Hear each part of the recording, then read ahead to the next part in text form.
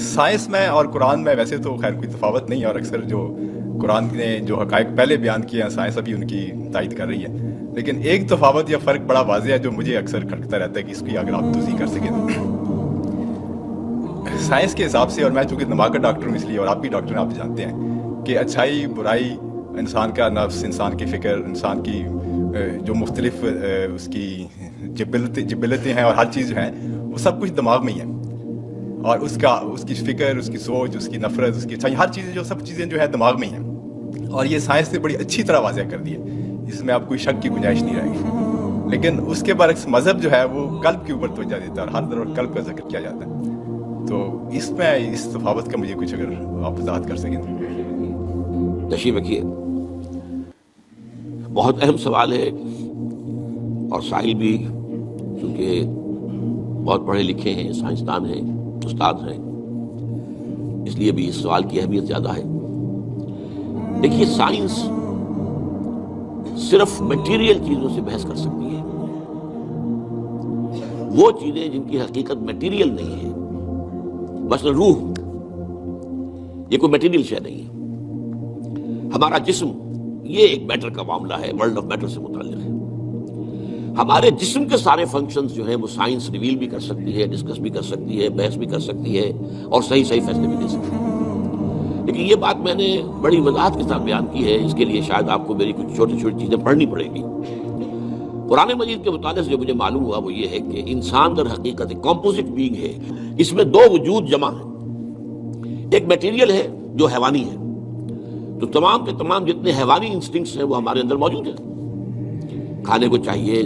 اور جو بھی جو اینیمل انسٹنکٹس ہے، کچھ آرام بھی چاہیے، کچھ بقائے نسل جو ہے تسلسل کے لیے وہ بھی کچھ چیزیں رکھ دی گئی ہیں وغیرہ وغیرہ، تو یہ پورا انسان ہے۔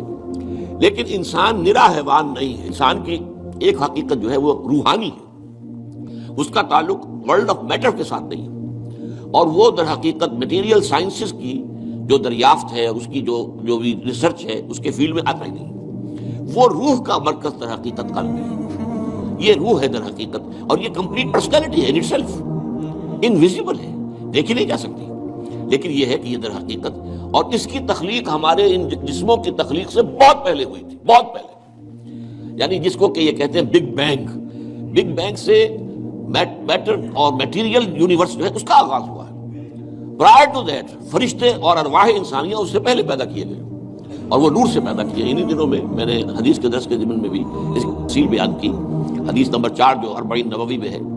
تو یہ روح اور حیوان، اور حیوان میں جسم کا، اس کے ساتھ جان بھی، حیوان تب بنتا ہے جبکہ وہ انسان، وہ جو اس کا جسم اور جان دونوں نے سمجھے۔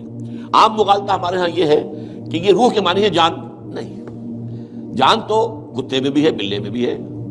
جان تو گھاس کا جو لگا ہوا ہے پتا، اگر وہ کٹا ہوا نہیں اپنی جڑ سے تو اس میں بھی جان ہے، تو جان تو آپ کو معلوم ہے ہر شے کے اندر موجود ہے۔ اور یہ جو حدیث میں آتا ہے کہ جب رحم مادر میں امبریو جو ہے 120 دن کا ہوتا ہے تب اس میں روح پھونکی جاتی ہے، یعنی اس سے پہلے جو ہے 120 دن تو کیا وہ بے جان تھا؟ اللہ بات ہے، ڈاکٹر صاحب سے بڑھ کر کون جانے گا اس کو، کہ وہ تو جو سپرمیٹوزوون تھا وہ بھی جاندار تھا، جو اووم آیا تھا ماں کا فلوپین ٹیوب کے اندر وہ بھی جاندار تھا،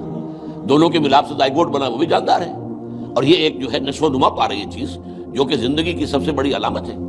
وہ جو ہے 120 دن تک اس نے ڈیولپمنٹ کی ہے، جس کو قرآن مجید کہتا ہے نطفہ ہے، پھر نطفے کے بعد جو ہے وہ مضغہ ہے، علقہ ہے، ان ساری سٹیجز کے بعد پھر روح پھونکی جاتی ہے۔ وہ روح ہے در حقیقت کہ جو بہت آغاز میں پیدا کر دی گئی تھی، اور اس کے بعد اس کو ایک نیند سلا دیا گیا۔